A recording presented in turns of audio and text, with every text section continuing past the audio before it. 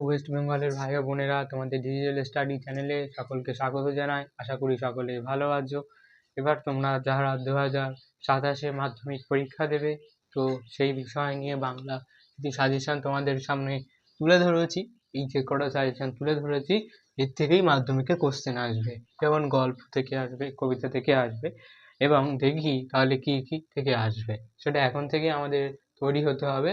আর আমরা ভাববো যে টেস্টের পরে তৈরি করব, তো সেটা সম্ভব হবে না। তো আগে থেকেই বাংলা সহজ সাবজেক্ট নয়, এটাকে কঠিন সাবজেক্ট, এটাকে মুখস্থ করতে হয়। তো প্রথমে আসে আমাদের গল্প থেকে। এবারে এবারে এসেছে কি এসেছে, এবারে এসেছে আমাদের জ্ঞানচক্ষু এসেছে, আর পথের দাবি থেকে কোশ্চেন এসেছে। মানে আমাদের বেলা, মানে তোমাদের 2027 বহুরূপীটা খুব ইম্পর্টেন্ট। বহুরূপীটা পড়বে, আর অদল বদল আর নদীর বিদ্রোহ।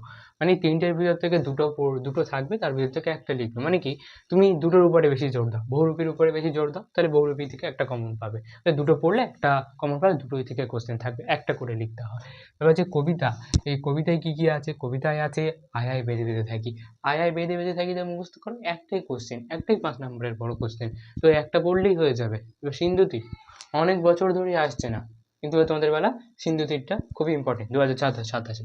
তো সিন্ধু তীর আর আয়া বেঁধে থাকি পড়ো একটা, এখান থেকে একটা পড়ো, আর এখান থেকে তিনটে কোশ্চেন আছে। তো এই পঞ্চন কন্যা কিভাবে চেতন ফিরে পেলো, তো যে প্রলয় উল্লাস, এখানেও কিছু কোশ্চেন আছে। তো এই প্রলয় উল্লাস মানে প্রিভিয়াস ইয়ারের কোশ্চেন, বা পিও কিউ কোশ্চেন দেখলে দেখা যাবে। অভিষেকটা একটু কঠিন আছে, তো অভিষেকটা বাদ দিতে পারো, মানে দুটোর থেকে একটা কমন পাওয়া যাবে। নাটক সিরাজউদ্দৌলা, সিরাজউদ্দৌলা থেকে এটা তো কোনো কমন নেই, এটা পড়তেই হবে। যে প্রবন্ধ, এবার হারিয়ে যাওয়া কালি কলম থেকে এবার একটা রিপিট হয়েছে। তো ওটা হচ্ছে প্রিভিয়াস ইয়ারের কোশ্চেন, বা সেটা হচ্ছে মানে 2018 সালের কোশ্চেনটা রিপিট হচ্ছে। তো এবারে বাংলার ভাষাবিজ্ঞান কোশ্চেন থেকে সহজ ছিল। তো এবারে তোমাদের বেলা যে বাংলার ভাষাবিজ্ঞান থেকে এটা কঠিন হবে, কিন্তু হারিয়ে যাওয়া কালি কলম থেকে এটা সহজ হবে। যেমন আমরা কিভাবে কালি তৈরি করতাম, বা ফাউন্টেন পেনের সেই জন্ম বৃত্তান্ত, বা সেটাই থাকবে। এবার এই কটার থেকে পড়ো। এবার এই গল্প থেকেও 3 নম্বর একটা পাবে, এই কটার ভিতরে পড়লে, বা কবিতা থেকেও পড়লে এই 3 নম্বরের ভিতর থেকে পাওয়া যাবে। এটা হচ্ছে রচনা। রচনা কি? পরিবেশ দূষণ ও তার প্রতিকার।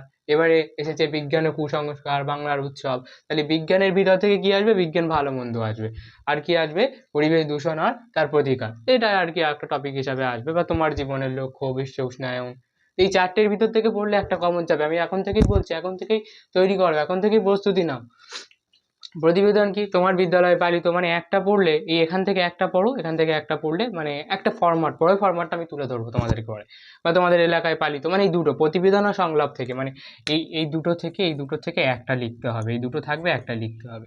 বা তোমার মাধ্যমিকের পর কি নিয়ে পড়বে, এ একটা, মানে এই যে প্রতিবেদন মোটামুটি 5টা তুলে ধরেছি। এই সংলাপ 5টাই তুলে ধরেছি, তার ভিতরে প্লাস্টিক ব্যবহার, এটা খুবই ইম্পর্টেন্ট।